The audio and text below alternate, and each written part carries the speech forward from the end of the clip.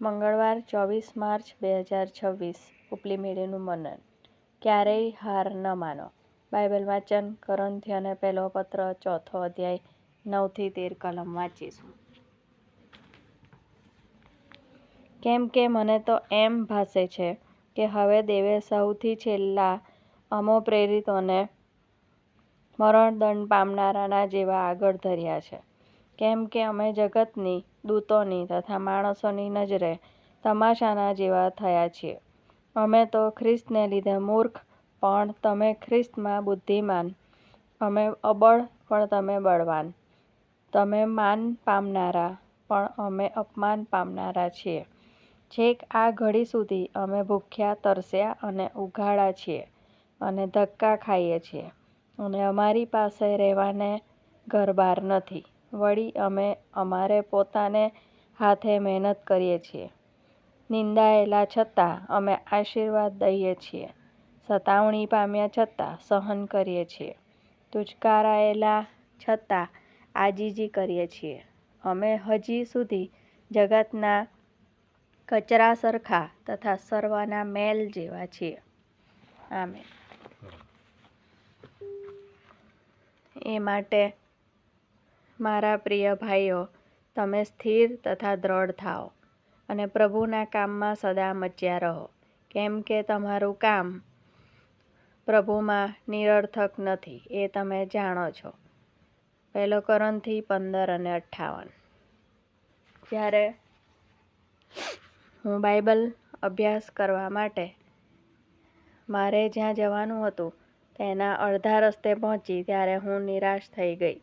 તાજેતરમાં મેં આપેલા એક સંદેશાની ચર્ચના સભ્યએ કડક આલોચના કરી હતી અને હું તે ટીકાથી હચમચી ગઈ હતી. તે ઘરમાં પ્રવેશ્યા બાદ હું તે ઘરની એક વ્યક્તિને મળી. ખુશ થઈને તેમણે મને એક કાર્ડ આપ્યું અને કહ્યું, આ તમારા માટે છે. બાઇબલ અભ્યાસ માટે એકઠા થયેલા તે ગ્રુપના લોકો મારો પ્રતિભાવ જાણવા માટે એકઠા થયા. અજાણતા હું જે બાબત અંગે સંઘર્ષ કરી રહી હતી તેને યોગ્ય જ કાર્ડ તેમણે પસંદ કર્યું હતું. તે કાર્ડની બહારની બાજુએ 1 કોરિન્થીયોને પત્ર એનો 15મો અધ્યાય 58 લખેલું હતું. અંદર તેમણે લખ્યું હતું, આ કહેવાની રીત વિચિત્ર હોઈ શકે, પણ તમને અમારી ચિંતા છે. અમારા બાઇબલ અભ્યાસના દિવસે તમે આવશો જ તે અમે જાણીએ છીએ. તમે અમારા માટે પ્રાર્થના કરો છો. તમે બાઇબલ અભ્યાસ કરાવો છો કારણ કે તમને અમારી ચિંતા છે. કેટલું નમ્ર ભાવનું અને તાજગી પમાડનારું લખાણ! હાર ન માનવી અને હાજર રહેવું કેટલું મહત્વપૂર્ણ છે. પ્રેરિત પાઉલ પાસે હાર માનવાના અને કાર્ય છોડી દેવાના ઘણા બધા કારણો હતા. સુવાર્તા ફેલાવવા માટે તેને ફક્ત ટીકાઓનો જ સામનો કરવો પડ્યો નહીં, પણ તેને નિર્દયતાથી મારવામાં આવ્યો, શાપ આપવામાં આવ્યો અને તેની નિંદા કરવામાં આવી. છતાં તે આગળ વધતો રહ્યો. જેઓને સુવાર્તા આપવામાં આવી છે તેઓએ વિશ્વાસુ રહેવું જરૂરી છે. 1 કોરિન્થી 4:1-2 કલમ.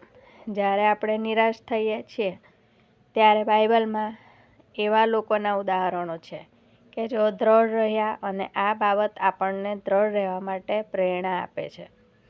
આજનો સુવિચાર: ટીકાઓ થતી હોય ત્યારે પણ પવિત્ર શાસ્ત્ર મને દ્રઢ રહેવા માટે હિંમત આપે છે. મધ્યસ્થી જે પાળક સાહેબો નાહિંમત થયા છે.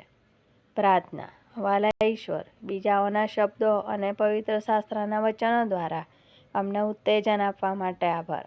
તમારી સુવાર્તા દ્રઢતાથી બીજાઓને જણાવવા માટે અમને સામર્થ્ય આપો. પ્રભુ ઈસુના નામમાં આમેન.